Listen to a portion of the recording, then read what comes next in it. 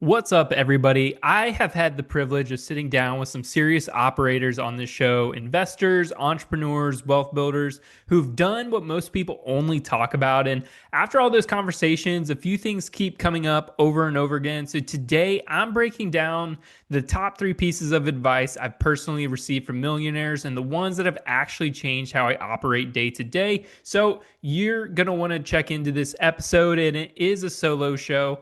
But this is the Leadway Podcast, episode 216. And if you're hungry to build wealth, escape the W 2, and create a life on your own terms, but nobody around you is talking about how to actually do it, you're in the right place. My name is Chris Rickenbaugh, and every week I sit down with investors and entrepreneurs who have already done it, breaking down the vehicles, the mindset, and the exact moves that built their wealth. So, let's hop into the three pieces of advice today. So no guess, just what's actually working and why I think every serious entrepreneur, business owner, want to be entrepreneur needs to hear this, because this is what they can be doing in their daily lives as well. So I'm going to save the best for last, but I would say number one here is going to be 15 minutes of education every day. So if you go back and listen to one of the latest episodes with Trey Villa, I've gotten to know him a little bit better. And one of the best pieces of advice I've gotten from him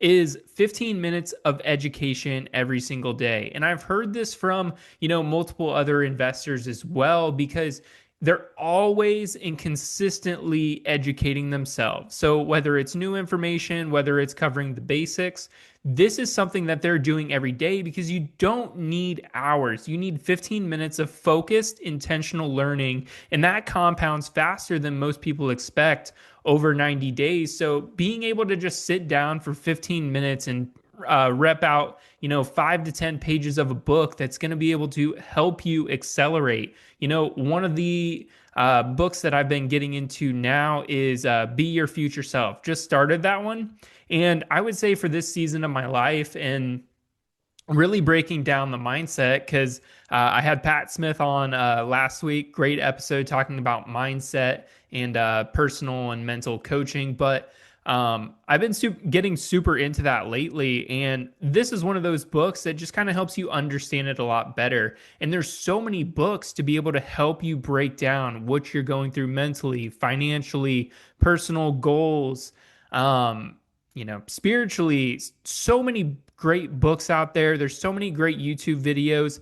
And even on YouTube videos, if you just sit down for 15 minutes a day and just pick one person, let's just say it's Pace Morby, Jerry Norton, Brandon Turner, anybody is teaching about what they're doing, there's got to be good amount of hours of content on that subject. RJ Bates is another one.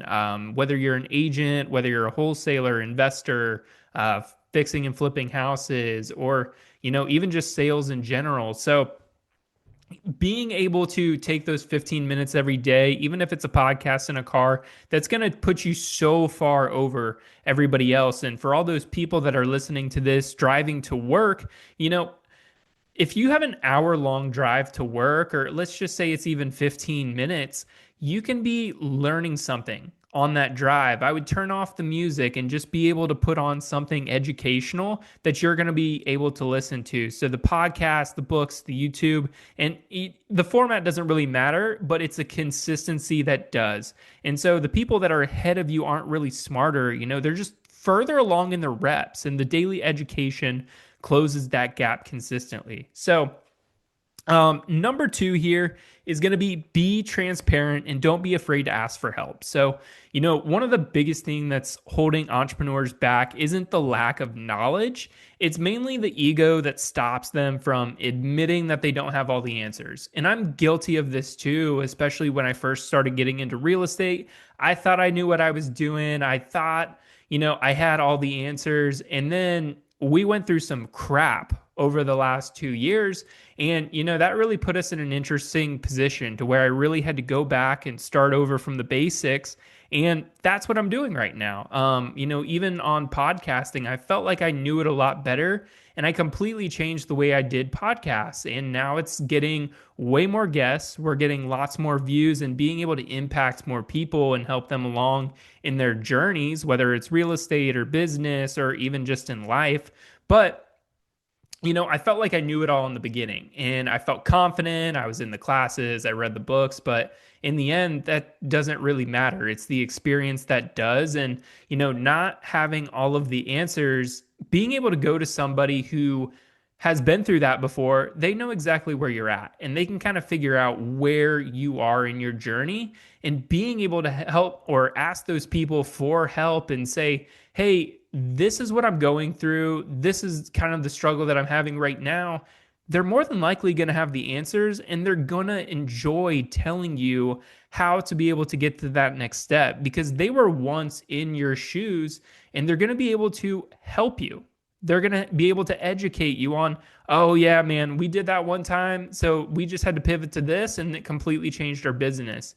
And I'm seeing a lot of that now as, I really had to get humbled, I would say. So being able to ask these other investors, it's like, man, how are you doing this? And being able to really get those answers. And because every millionaire you've ever heard of has had mentors, coaches, or a network that, they leaned on because nobody builds alone. Anybody who says they're self-made, they had mentors or coaches. Nobody's ever self-made because they've had people help them along the way. Whether it was that person who, got their first step, whether it's a NFL player, it's that coach who, started throwing the football around or be able to get them to that next level. And, asking for help isn't a weakness. It's fastest shortcut available. So being able to be the most curious person in the room rather than the loudest, that's going to be able to get you so much farther because that person has already solved those problems that you're stuck on.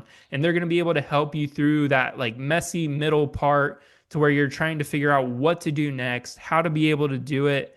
And so make sure you're leaning on those mentors. And the best advice I would say is to be able to go to somebody who is doing the thing that you want to do. So let's say you're flipping houses and you did one or two. I would go to the guy who's, flipping 40 to 50 a year and asking them, what are you doing? Because they're going to be able to tell you, experience and time in the game is going to be able to help you a lot, but there's something they did in their business that helped them go from, 5 to 10 deals a year to 40 to 50. And whether that's, connections, whether that's funding tools, whether that's private partners, they're going to be able to educate you on those opportunities. In real estate agents, because I know some of our audience here is real estate agents, that's another really good one too. I've heard nothing but great things about Marissa Boyle's coaching program. I'm working on getting her on the show. I want to be able to do an in-person interview for that. So being able to interview some of the top agents, because that is a business, and to be able to do the volume that some of these guys are doing, it's eye-opening to be able to see like, oh my gosh, like, we do this as investors, but they're doing this and going direct to seller, something that's, not the easiest thing to do for investors, but agents do this every single day and have these, they get to sit down with the people. They're able to build their businesses.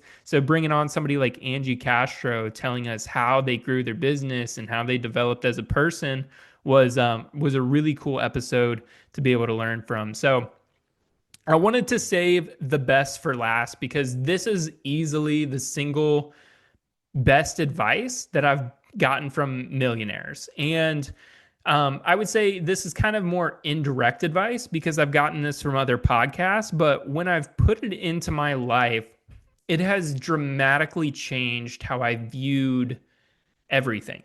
Business, just being able to go through life, the direction that I want to go to.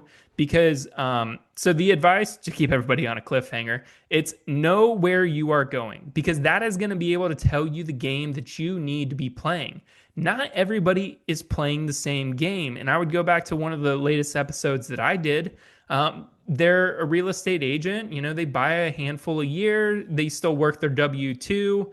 And he's completely happy with that. His partner still works in a W-2. And those are the guys from the Wealth Juice podcast. Another really good one to be able to go listen to. But they they still work their W-2 jobs for a really long time and they play the slow game and they teach the slow game.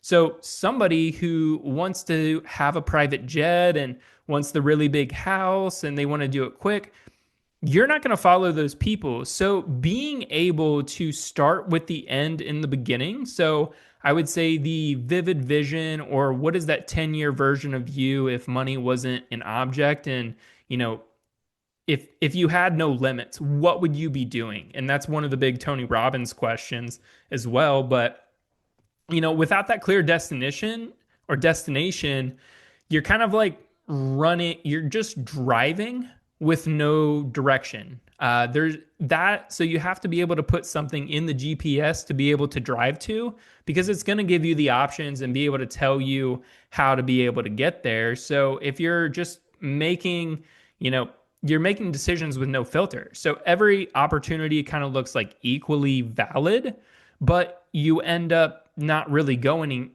anywhere. And I know Brandon Turner likes to say, it's like, if you're building one bridge, don't start on two or three other ones, because now you're trying to build four bridges at the same time. Focus on one thing, and that's going to be able to get you to that destination. But I want to focus on the destination here and put a little bit more like color to it.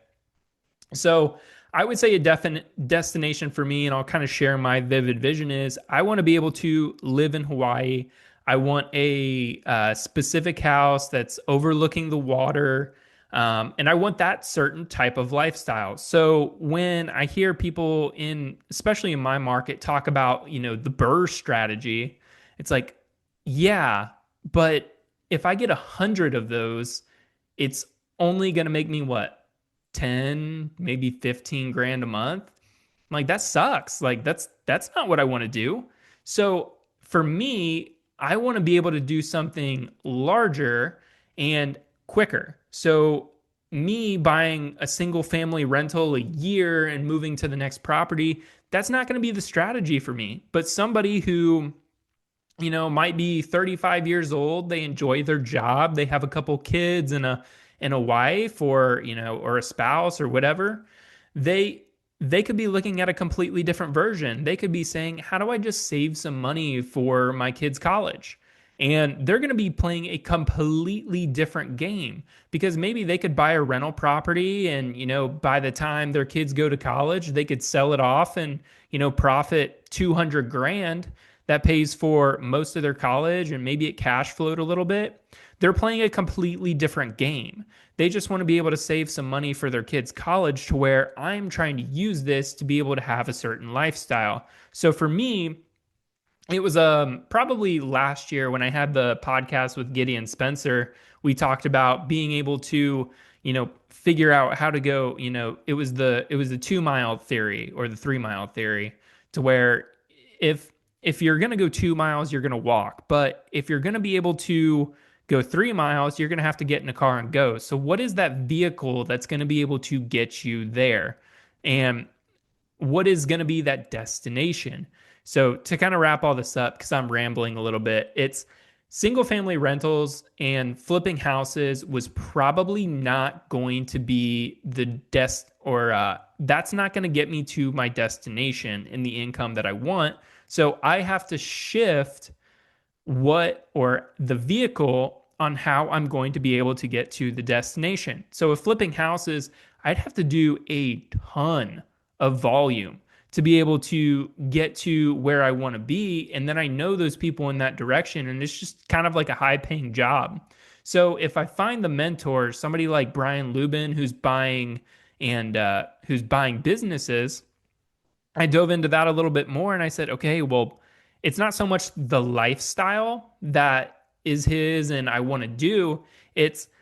That is what's going to be able to fund the lifestyle that I want and get me to my goal. So I have the goal in mind, and I see, okay, this thing over here with single family rentals is not going to be able to get me there.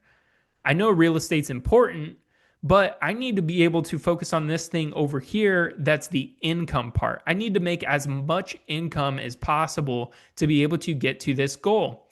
And then you kind of get into the tax thing, and you realize a lot of these rich people are with businesses, they're buying real estate, but they're not using it as their um, income generator. They're using it more as a tax write-off.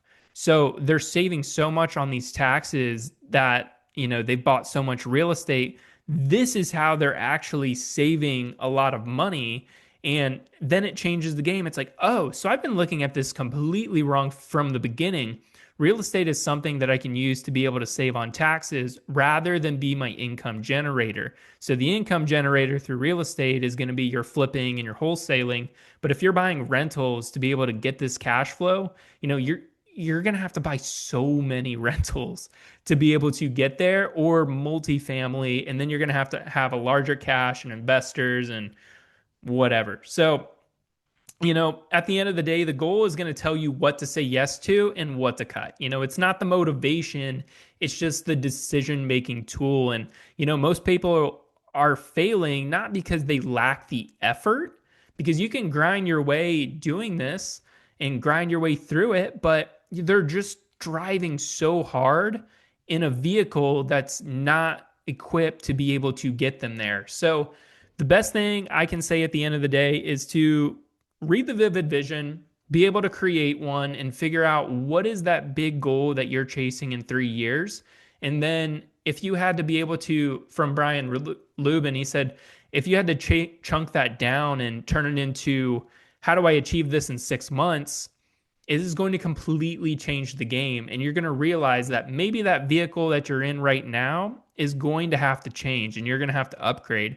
It might take you a while to be able to find that vehicle, but it's going to be able to get you to your destination faster. So being really, really clear on that destination where you want to go is going to be step one for anybody looking to do anything in business or real estate or life, because you're going to be able to give yourself the destination. So that's all I got for this episode. Make sure you're tuning in for these next couple. We got some pretty high level guys coming on in the real estate space and the business space. And we're going to be talking syndications. We're going to be talking what has happened in this market, trying to figure out where to be able to go. So some super cool guests, some local in Charlotte, some out of state. So those are going to be really fun to be able to do and to release coming up. But just wanted to break this down and take a week to kind of break down what I'm learning. So thank you so much for tuning in. This has been another episode of the Leadway Podcast, and I will be back again next week with a guest. We'll see you then.